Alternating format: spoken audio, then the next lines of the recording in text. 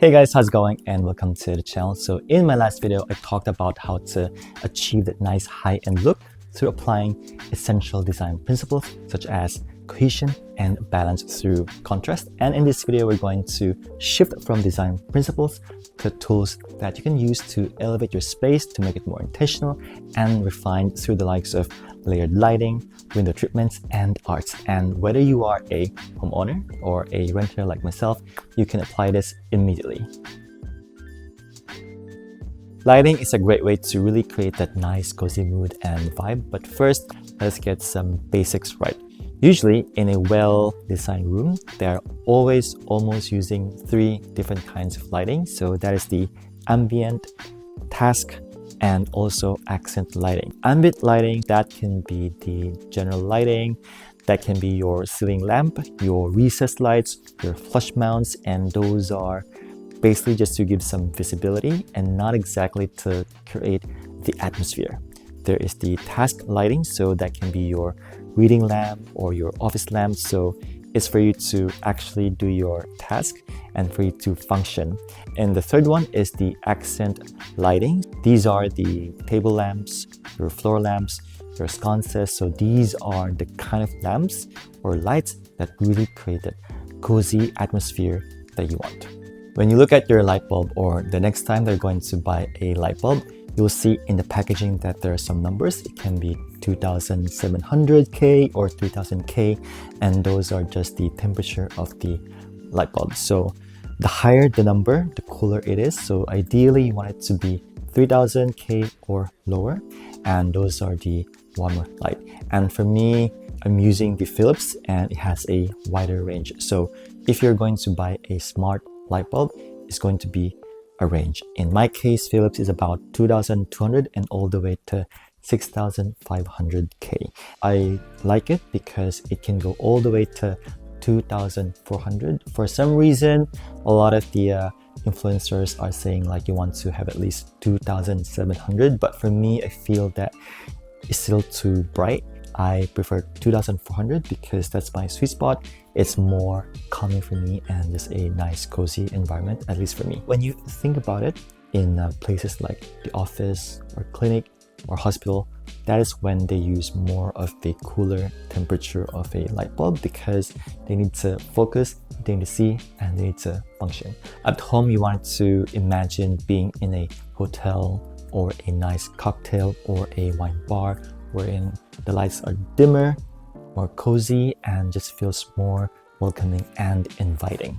Now, those are out of the way. The real secret to having layered lighting is to have multiple light sources. If you have just one, even if it's like an expensive lamp, it's not going to do any wonders to your space. It's not going to be impactful. You need layers, variety, and definitely more than one lamp. So as a general guideline, for a small room, you want to have at least 2 or 3 light sources, and for a bigger space, you want to have 3, 5, or even more. This is our living space, so it's composed of the main living room, and also in front of me is the dining, and adjacent is my home office. So for the living room on its own, we already have about 7 to 8 light sources. So even if I do like my light to be a bit dimmer, like about 2400 Kelvin, it's okay because it's not going to be too dark at all because the lights are spread out. Alright, so this is the main reason why I need to at least have 2 or 3 light sources, even for a small room. So this is our entryway, and as you can tell, we only have like one light source, and I do intend to have more light sources in the future, like maybe have a bigger picture above the shoe cabinet and a sconce above it, just to have a more dynamic of a look, because otherwise right now it's looking kind of flat and meh and just not so intentional. I used to do a lot of portrait photography, from fashion to corporate to lifestyle. So for me, it's really important to know where the light hits the face, how it bounces, and the kind of shadows I want. I want it to be harsher or softer, and that's why I did have a lot of soft boxes and also beauty dishes. And same thing applies when it comes to choosing the right lamp. So when you buy a lamp, you don't want to just see how it looks physically. You also want to understand the direction of the light and potentially the shadow it'll create. This is a downward facing lamp, and these are great if you want to highlight something underneath it. It can be books or something with texture or art, and in my case it is a photo. And do not make the same mistake as I did. So I used to have one more lamp, but it's also on the other side, and it was just highlighting the soil of a plant, which was not my intention. So the next time that you're buying or choosing to use this kind of lamp, you want to ask yourself like, what am I drawing attention to? So it needs to be intentional. The second one is diffused lighting, and you can get it through either a paper or a fabric lampshade. They're great if it's like a by the wall or in a little corner, because they're able to just illuminate a space in a nice cozy way.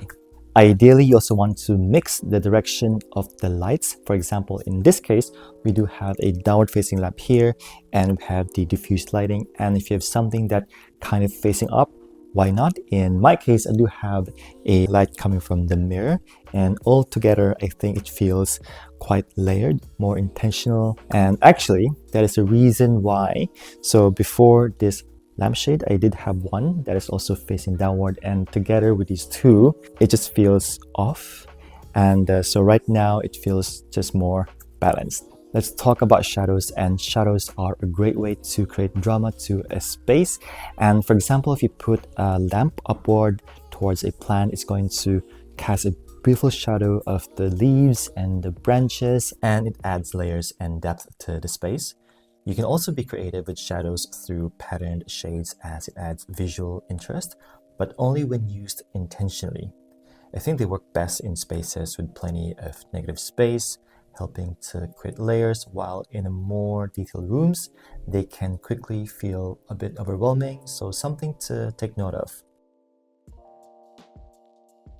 When it comes to window treatments, usually it's more of an afterthought or just never thought of at all. And I do understand why, because number one is not going to be the main star of a space. It's more of a supporting cast, but still it has a huge impact to the overall look of a space. And also I feel that for curtains, it just feels so permanent, and you need to have a strong commitment, because you can't just swap it to a different room or different window, because it needs to be in the exact same specs, like the length and the height. And also, especially if your lease is up and you need to move to a different apartment, yeah, you can bring it, but you need to alter it, and it's just so cumbersome overall. And that is why for the longest time I just couldn't be bothered to change the gray curtains from the landlord. But when I did, however, the difference was just night and day. Like, the room felt more elevated, more polished, and just felt more sophisticated.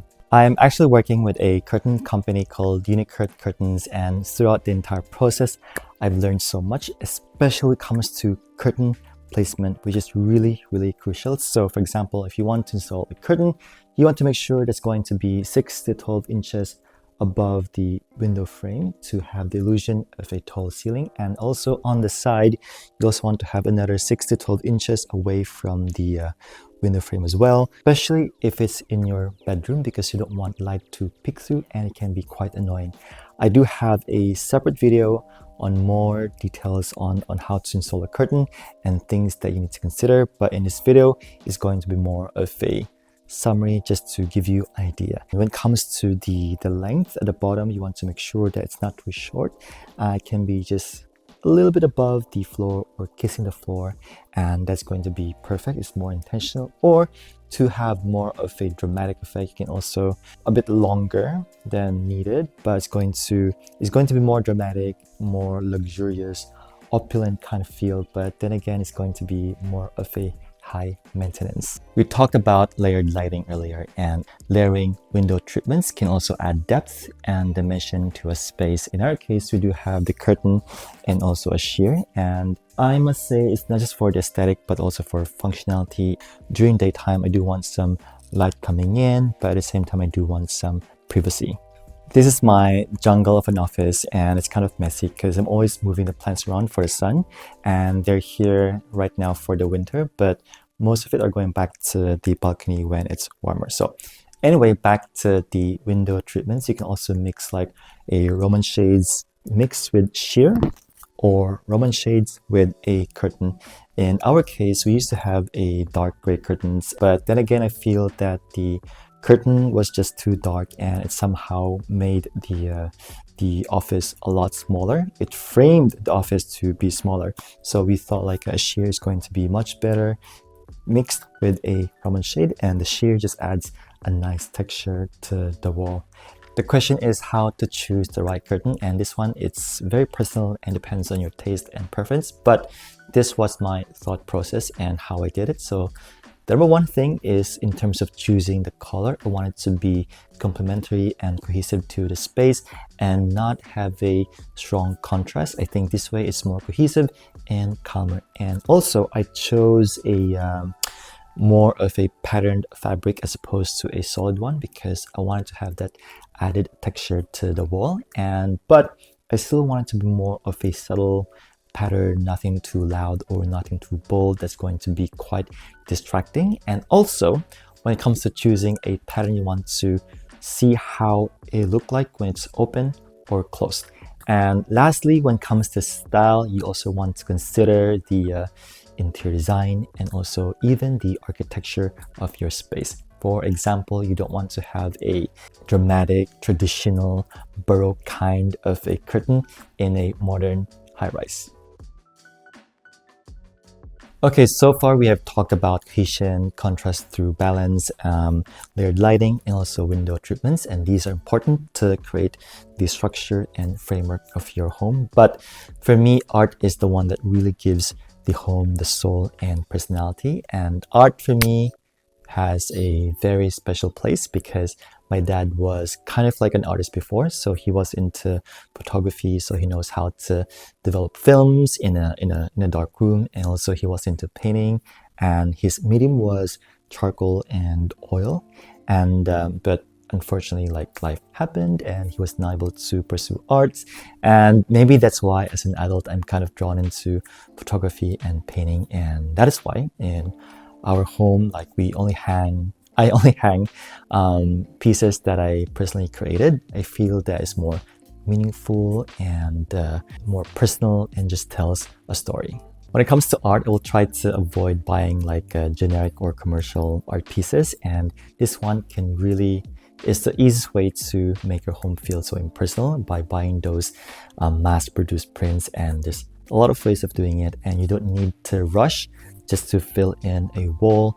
I would like you to take your time in curating a nice artwork. It can be done through thrifting. You can go to a vintage shop or also try to support your local artists, and it doesn't have to be expensive, but it's going to be more meaningful and more special.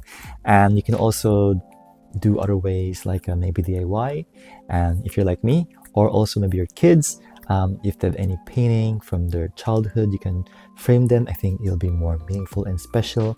And also maybe some mementos, like for example, from your travel, also like postcards or even like tickets from your concert or games that you like. So when it comes to creating photos, you don't need to have an expensive DSLR. I used to have them and I have all the lenses, but actually when I first had my first iPhone, which was iPhone 8 Plus, the quality is still amazing, and they're actually here in our apartment. And even now, all the more that you'll have access to a newer phone and they'll be of better quality, so you don't have to constrain yourself. You can also expand beyond paintings and photos. Like art doesn't have to just be for the walls. It can be like any other objects that tells a story. So it can be something that you inherited or maybe something from your travels. It can be like home decor items, vases, pots, lamps, textile stuff like cultural clothing, and there's like a lot of options out there. And actually one day I would love to have something that's really artistic that I can put on top of a pedestal or a plinth, and I think that's going to be so elegant and so sophisticated, but that'll be for the future as well.